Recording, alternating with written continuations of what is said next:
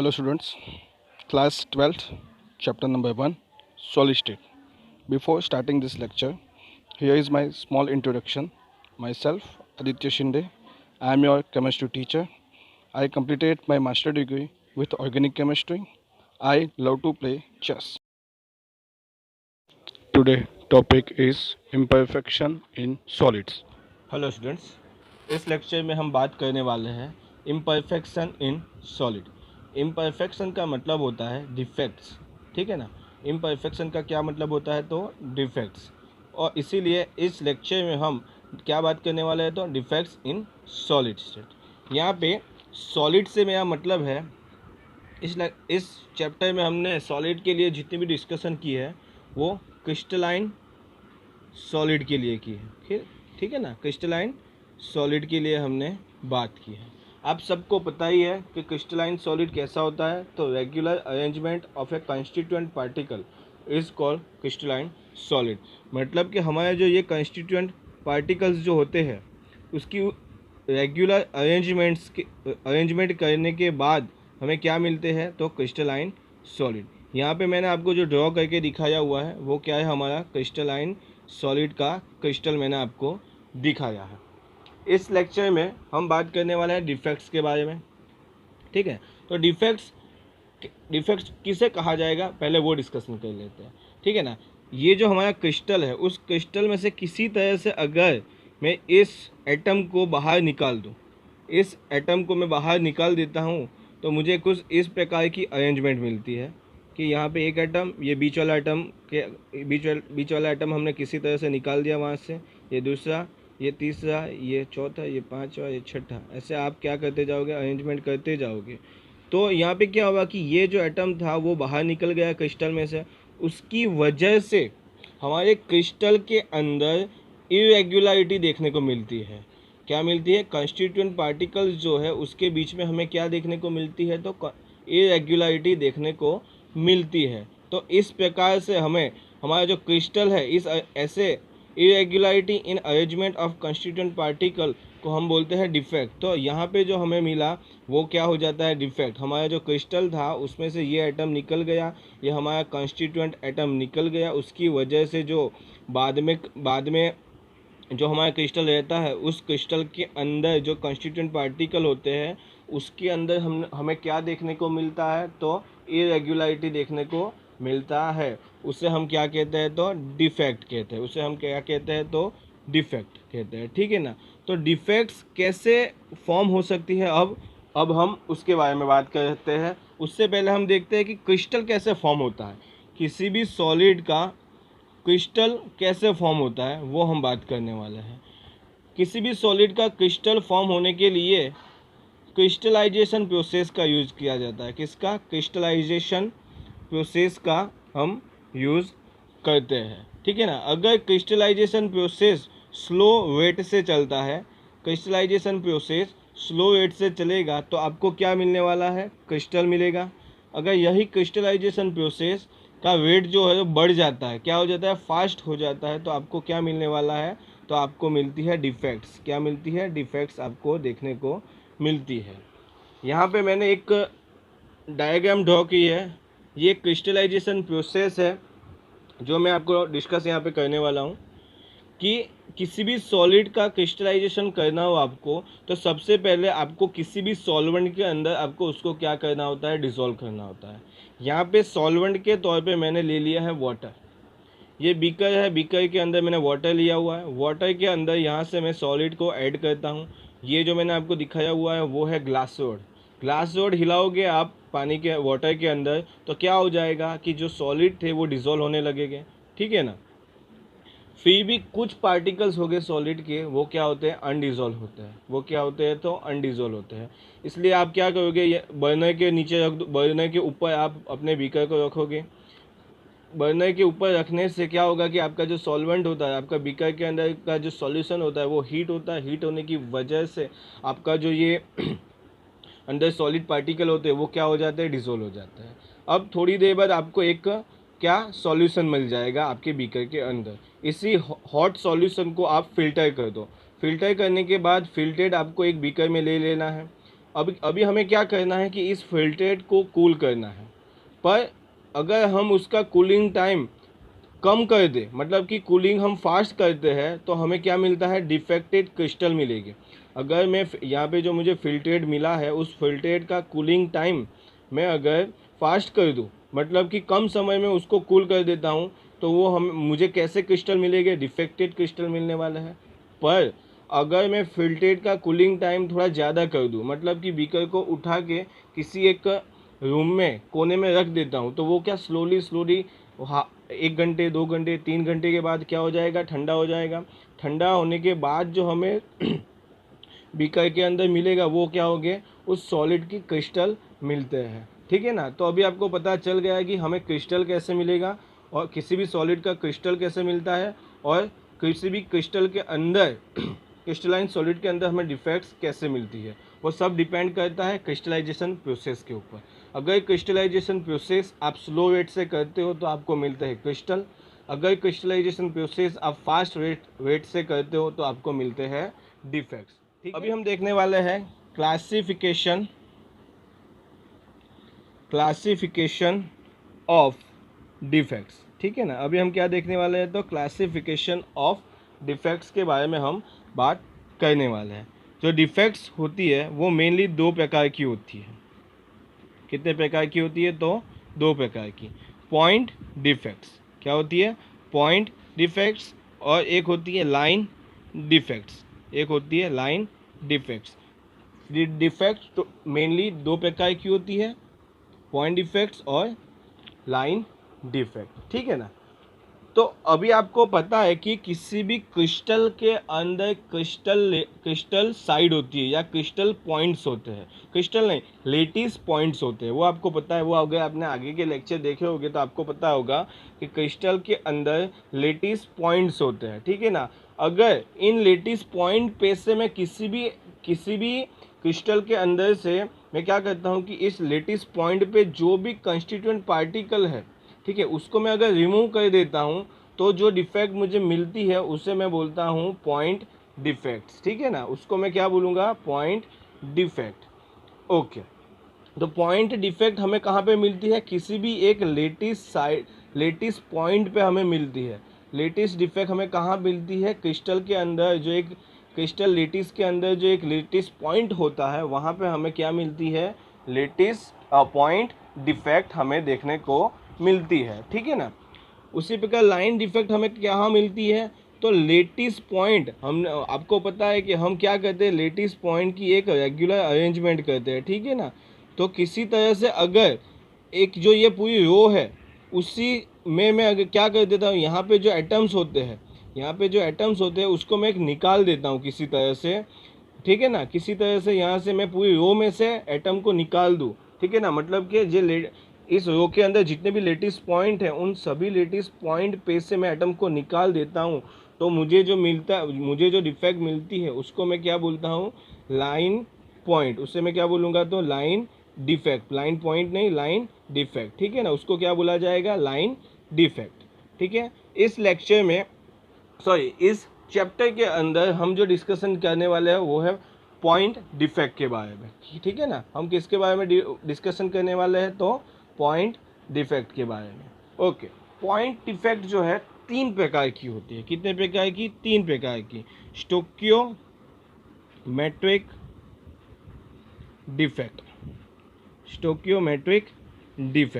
दूसरी होती है इम्प्योरिटी डिफेक्ट। दूसरी क्या होती है, तो इम्प्योरिटी डिफेक्ट।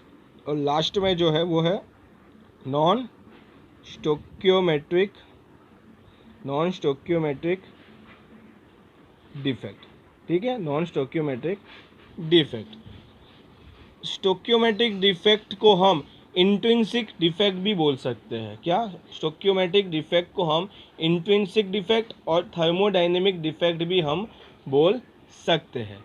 जो स्टोकियोमेट्रिक डिफेक्ट होती है वो भी कितने प्रकार की होती है, वो भी 4 प्रकार की होती है।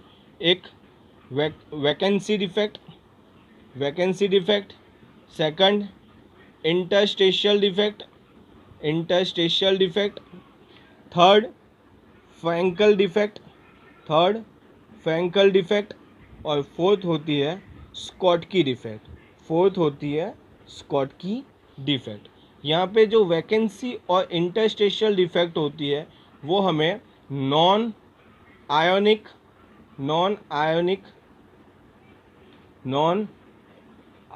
सॉलिड में देखने को मिलती है। वो हमें किस में मिलती है? तो नॉन आयोनिक सॉलिड में देखने को मिलती है। उसी प्रकार से फ्रैंकल और शॉटकी डिफेक्ट जो होती है वो हमें आयोनिक सॉलिड के अंदर देखने को मिलती है। ये हमें आयोनिक सॉलिड के अंदर देखने को मिलती है। वैकेंसी डिफेक्ट और इंटरस्टेशियल जो डिफेक्ट्स होती है वो हमें नॉन आयोनिक सॉलिड के अंदर देखने को मिलती है, और फ्रैंकल और स्कॉटकी डिफेक्ट जो होती है वो हमें आयनिक सॉलिड के अंदर देखने को मिलती है। स्कॉटकी डिफेक्ट में जो उसका स्टोक्योमेट्रिक डिफेक्ट के अंदर, ठीक है, जो स्टोक्योमेट्रिक कोएफिशिएंट का रेशियो होता है वो क्या होता है? बैलेंस होता है। और नॉन स्टोक्योमेट्रिक डिफेक्ट के अंदर स्टोक्योमेट्रिक कोएफिशिएंट का जो रेशियो होता है वो कैसा होता है? बैलेंस नहीं होता है, नॉट बैलेंस, ठीक है ना। उसका रेशियो कैसा होता है? तो बैलेंस नहीं होता है। तो ये है क्या? स्टोक्योमेट्रिक कोएफिशिएंट है क्या? तो आपको पता होना चाहिए कि जब भी आप कोई केमिकल रिएक्शन बैलेंस करते हो, आपने पढ़ा ही होगा A plus B is equal to capital C plus D, ठीक है ना। तो आप इस केमिकल रिएक्शन को बैलेंस करने के लिए यहाँ पे ए बी, यहाँ पे सी और यहाँ पे क्या करते हो? यहाँ पे डी। तो यहाँ पे ये जो आपका स्मॉल ए, स्मॉल बी, स्मॉल सी और स्मॉल डी जो होता है वो आपका होता है स्टोक्योमेट्रिक कोएफिशिएंट का स्टोक्योमेट्रिक कोएफिशिएंट होते हैं, ठीक है ना। तो क्या होता है कि डिफेक्ट के बाद भी आपका स्टोक्योमेट्रिक कोएफिशिएंट जो होता है वो क्या होते हैं? बैलेंस होते हैं। जबकि यहाँ पे नॉन स्टोक्योमेट्रिक डिफेक्ट के अंदर आपके स्टोक्योमेट्रिक कोएफिशिएंट का रेशियो जो होता है वो क्या नहीं होता? बैलेंस होता नहीं है, ठीक है। ओके, अब हम बात करने वाले हैं स्टोक्योमेट्रिक डिफेक्ट के बारे में। पूरा डिटेल में हम स्टोक्योमेट्रिक डिफेक्ट को हम पढ़ने वाले हैं, ठीक है। ओके, तो फर्स्ट जो हम डिस्कशन करने वाले हैं वो है हमारा वैकेंसी डिफेक्ट। वो है क्या? वैकेंसी डिफेक्ट, ठीक है ना। देखो यहाँ पे आपको जो यहाँ पे मैंने आपको वैकेंसी डिफेक्ट लिखा है, पहले वैकेंसी का मतलब आप समझ लो। वैकेंसी का मतलब होता है एम्प्टी। वैकेंसी का मतलब क्या होता है? एम्प्टी। तो कुछ किसी पोजीशन पे किसी को निकालने की कुछ बात करने वाले हैं हम, ठीक है ना। देख लो सबसे पहले कि हमारे पास एक क्रिस्टल होता है। अभी इस क्रिस्टल के अंदर हम कैसे वैकेंसी डिफेक्ट फॉर्म कर सकते हैं? तो अगर इस क्रिस्टल में से ये एटम को मैं निकाल देता हूँ, इस एटम को मैंने निकाल दिया तो क्या फॉर्म हो जाएगा? वहाँ पे एक एम्प्टी स्पेस क्रिएट हो जाएगी। वहाँ पे यहाँ पे क्या क्रिएट हो गया? तो एम्प्टी स्पेस क्रिएट हो जाता है। यहाँ पे एम्प्टी स्पेस यहाँ पे क्रिएट हो जाता है, ठीक है ना। और उससे एम्प्टी स्पेस को हम क्या दूसरे कौन से नाम से जाना जाता है? तो वैकेंसी के नाम से जाना जाता है। तो इस क्रिस्टल के अंदर अगर हम इस एटम को यहाँ से निकाल दे तो बाद में जो हमें ये स्ट्रक्चर मिलता है वो कैसा होता है? डिफेक्टेड क्रिस्टलाइन स्ट्रक्चर होता है। डिफेक्टेड क्रिस्टल होता है, डिफेक्टेड क्रिस्टल होते हैं, ठीक है ना। कौन सी डिफेक्ट? तो वैकेंसी डिफेक्ट होती है। ये कैसी? वैकेंसी डिफेक्ट्स होती है, ठीक है। दूसरी बात की वैकेंसी डिफेक्ट्स है वो कौन देता है? तो मैंने पहले ही बताया, नॉन आयोनिक सॉलिड्स जो होते हैं वो हमें वैकेंसी डिफेक्ट्स देते हैं, ठीक है ना। वैकेंसी डिफेक्ट्स के अंदर कौन से सॉलिड यूज होते हैं? तो नॉन आयोनिक सॉलिड यूज होते हैं, ठीक है। वैकेंसी डिफेक्ट में मैंने आपको बताया क्रिस्टल जो होते हैं उसके क्रिस्टल में जो लेटिस साइड पे जो एटम्स हमने रखे हुए होते हैं, अगर वहाँ पे हम उस लेटिस साइड पे मैं अगर वैकेंसी क्रिएट किसी भी तरीके से मैं कर देता हूँ तो मुझे वहाँ पे क्या देखने को मिलेगी? वैकेंसी डिफेक्ट देखने को मिलती है। देखो यहाँ पे मैंने वैकेंसी डिफेक्ट की डेफिनेशन आपको लिख के दी हुई है। When some of the lattice sites, ठीक है ना। आपको पता होना चाहिए ये जो एटम्स मैंने यहाँ पे दिखाए हुए हैं ये सब एटम्स वो क्या होते हैं, उसकी क्रिस्टल की जो लेटिस साइट होती है उसके ऊपर क्या होते हैं, अरेंज हुए होते हैं, ठीक है ना। अगर उस लेटिस साइट में किसी तरह से मैं वैकेंसी क्रिएट कर दूँ,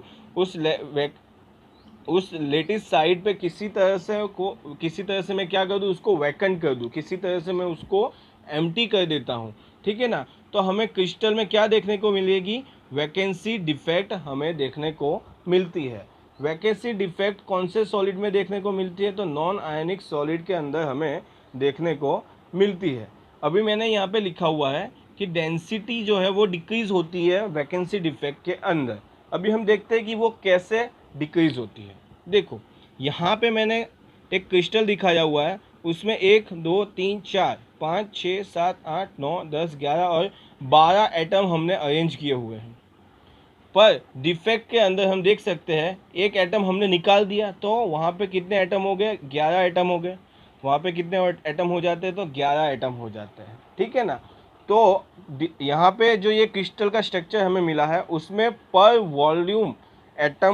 वॉल्यूम जितने एटम होते हैं वो क्या हो जाते हैं, क्रिस्टल्स इस ये जो 12 एटम है और ये यहाँ पे 11 एटम है, ठीक है।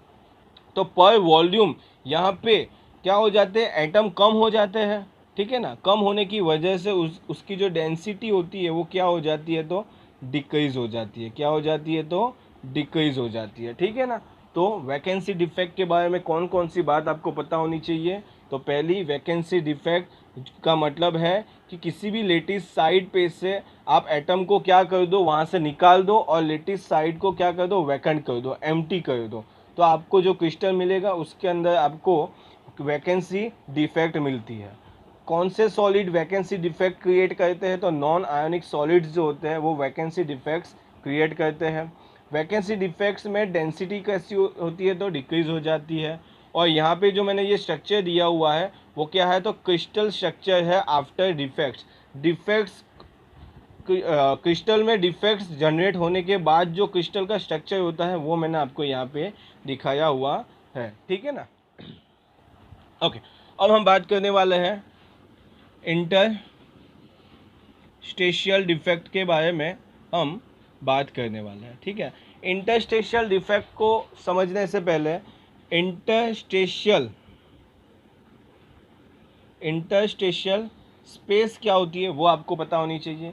इंटरस्टेशियल स्पेस का मतलब कि आपके पास अगर एक इस तरीके से लेटिस होता है, तो उस लेटिस में ये जो एटम की आपने अरेंजमेंट की, इन एटम के बीच में यहाँ पे खाली स्पेस होती है, जिसको मैंने थोड़े बहुत लेक्चर पहले वॉइड्स होते हैं ऐसा बताया था। और इसी वॉइड्स को मैं इंटरस्टेशियल स्पेस कहने वाला हूँ, उसको मैं क्या करने वाला हूँ, इंटरस्टेशियल स्पेस, ठीक है ना। तो किसी तरह से अगर इस इंटरस्टेशियल स्पेस में मैं एटम्स की अरेंजमेंट कुछ इस प्रकार से कर दूँ, अगर ये हमारा क्या होता है, एक क्रिस्टल होता है और क्रिस्टल के बीच में ये जो स्पेस है वो क्या होती है, इंटरस्टेशियल स्पेस होती है।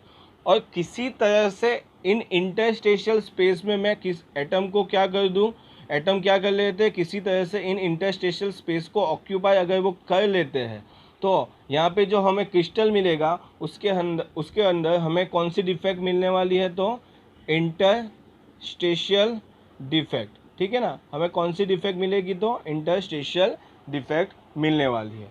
इंटरस्टेशियल डिफेक्ट भी कौन देते हैं, तो नॉन आयोनिक जितने भी सॉलिड होते हैं वो हमें वो हमें क्या देते हैं कि नॉन आयोनिक सॉलिड जितने भी होते हैं वो हमें इंटरस्टेशियल डिफेक्ट्स जो है वो देते हैं। यहाँ पे क्या होता है कि क्रिस्टल में एटम जो होते हैं वो क्या होते हैं, बढ़ जाते हैं, ठीक है ना। जो हमारे क्रिस्टल होते हैं, अगर उस क्रिस्टल में किसी तरह से इंटरस्टेशियल डिफेक्ट क्रिएट हो जाती है तो उसकी जो ये यहाँ पे एम्प्टी स्पेस थी वहाँ पे भी एटम अरेंज हो जाते हैं। तो पर वॉल्यूम एटम्स क्या हो जाते हैं, बढ़ जाते हैं। और पर वॉल्यूम अगर एटम्स बढ़ जाते हैं तो डेंसिटी भी क्या हो जाती है, तो इंक्रीज हो जाती है। डेंसिटी भी तो क्या हो जाने वाली है, तो इंक्रीज हो जाती है, ठीक है ना। यहाँ पे मैंने आपको अच्छे से लिख के दिया हुआ है। इंटरस्टेशियल डिफेक्ट मतलब when some of the constituent particle occupy interstitial space.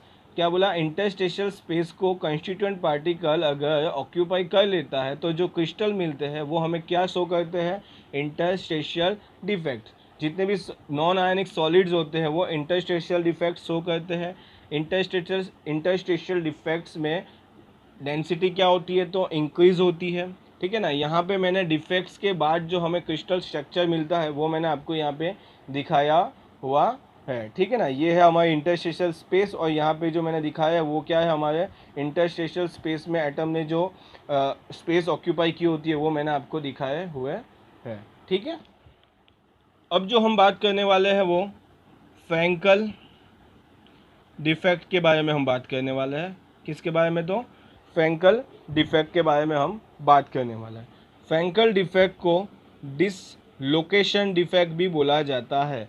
Frenkel defect को डिसलोकेशन डिफेक्ट भी बोला जाता है, ठीक है।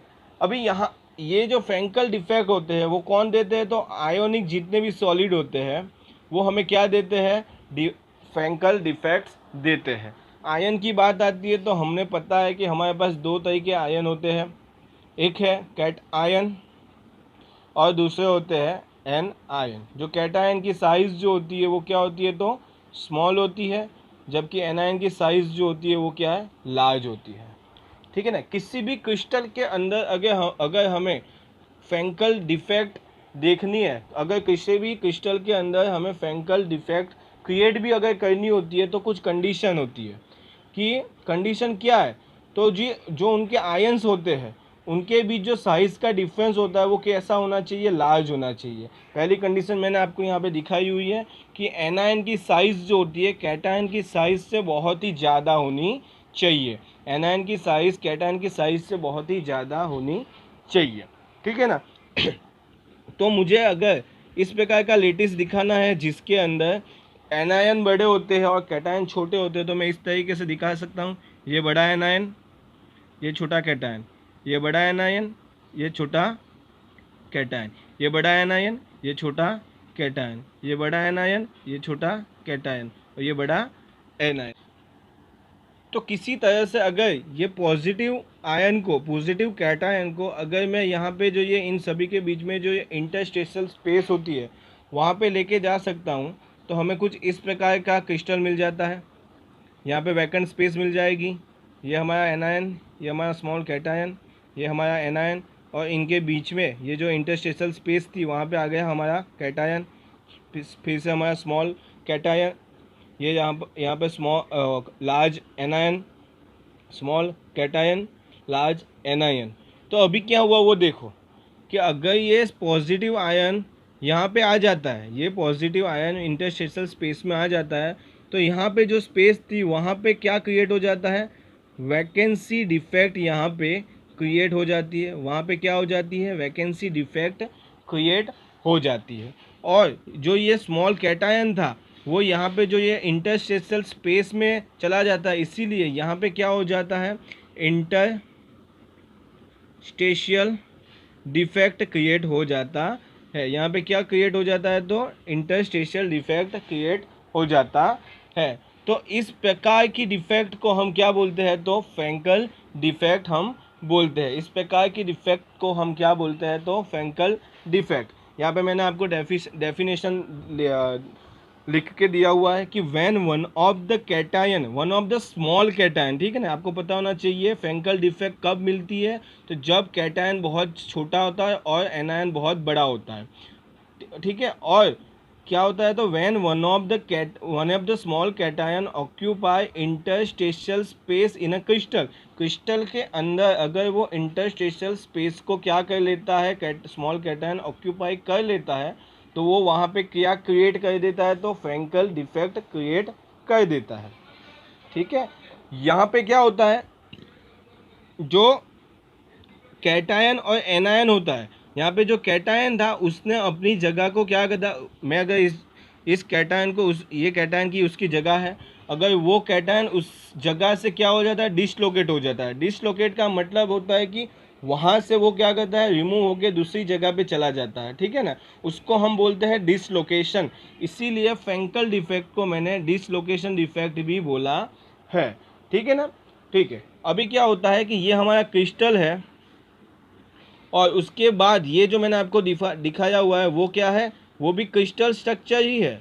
वो क्या है, हमारा क्रिस्टल स्ट्रक्चर ही है, पर वो कब है, crystal structure after defect create हो जाने के बाद वाला ये स्ट्रक्चर हो जाता है।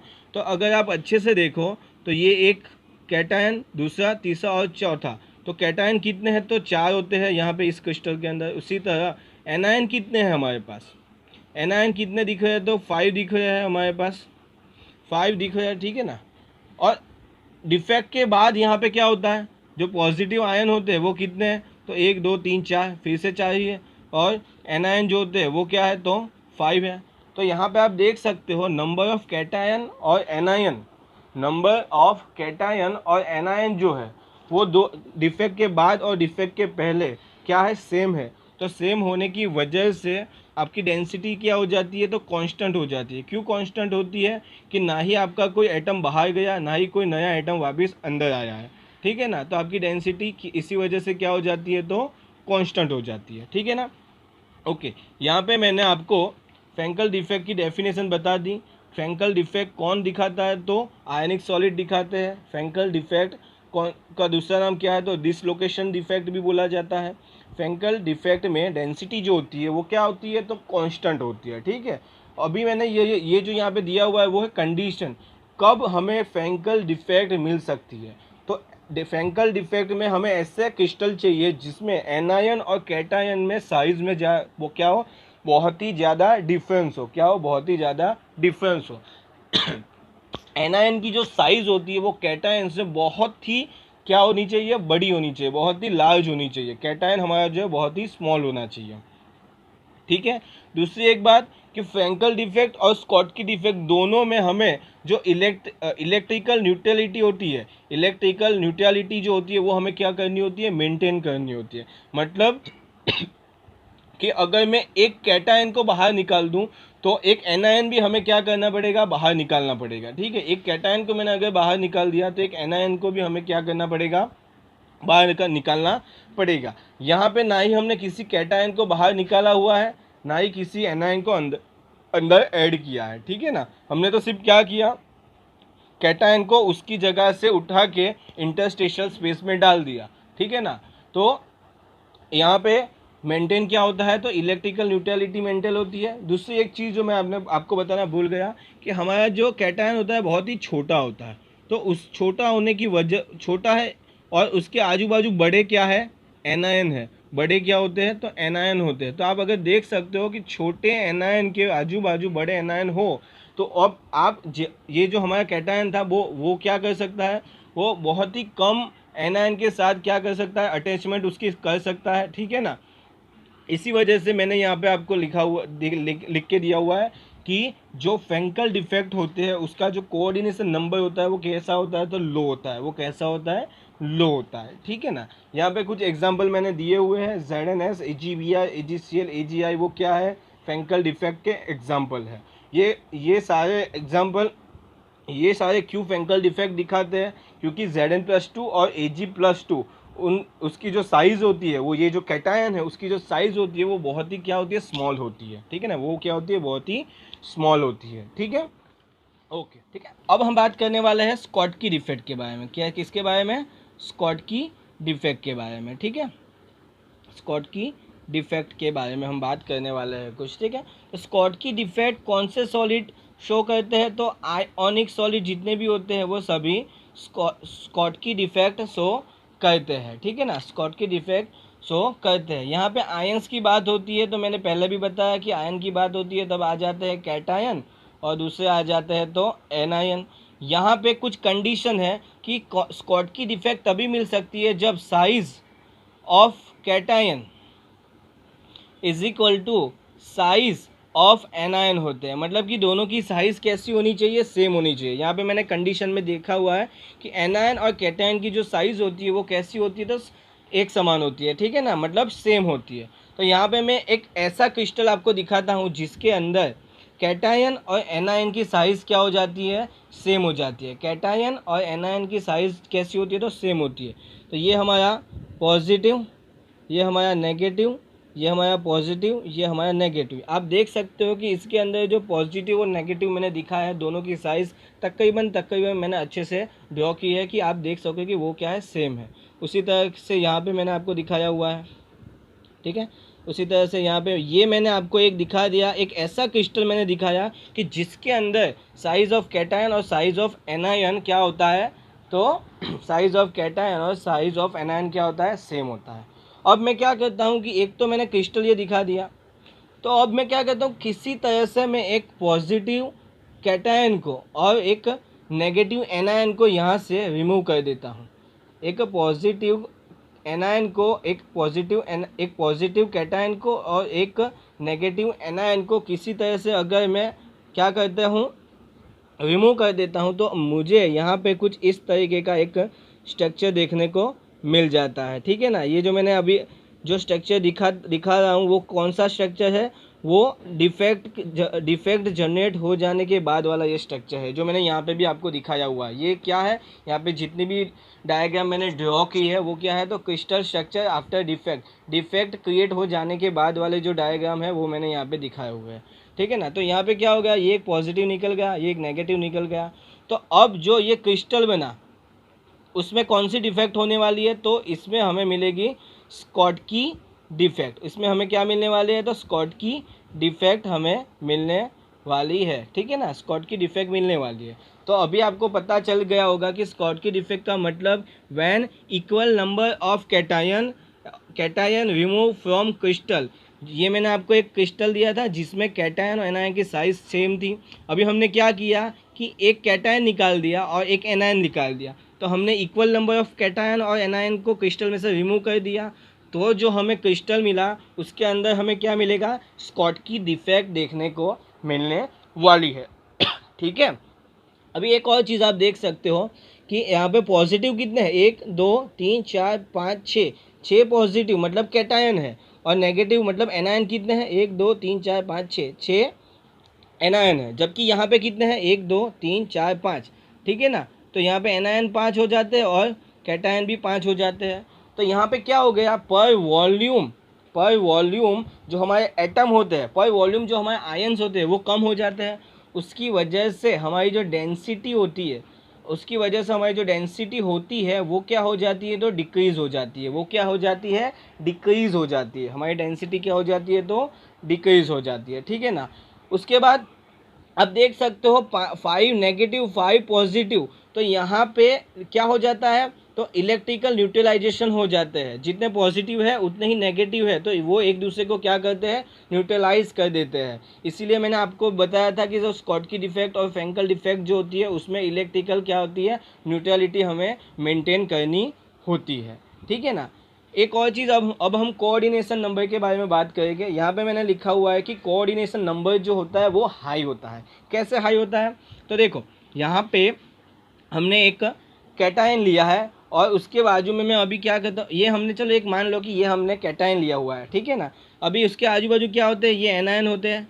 ये कैटायन और एनायन की साइज़ सेम होती है ना, कैटायन और एनायन की साइज़ स्कॉटकी डिफेक्ट में कैसी होती है, तो सेम होती है। तो यहाँ पे नेगेटिव हमें मिलेंगे, वैसे यहाँ पे नेगेटिव, यहाँ पे नेगेटिव, यहाँ पे नेगेटिव और यहाँ पे नेगेटिव। क्यों इतने सारे एनायन हम अरेंज कर पाए, क्योंकि पहले तो समझो कि इसकी साइज जो होती है वो बड़ी होती है, ठीक है। बड़ी होने की वजह से क्या हो जाता है कि इसके आजू बाजू जो बड़ी मतलब दोनों की सेम ही होती है, पर जब आप एनायन साइज सेम होने की वजह से आप उसके आजू बाजू एनायन क्या कर सकते हो, ज़्यादा अरेंज कर सकते हो, ठीक है ना। ज़्यादा अरेंज करने की वजह से उसका कोऑर्डिनेशन नंबर जो होता है वो क्या हो जाता है, हाई हो जाता है, ठीक है ना। क्या हो जाता है, तो हाई हो जाता है। यहाँ पे मैंने आपको एग्जांपल दिए हुए हैं, NaCl, KCl, KBr, CHCl और AgBr जो है वो स्कॉटकी डिफेक्ट के क्या है, तो एग्जाम्पल है।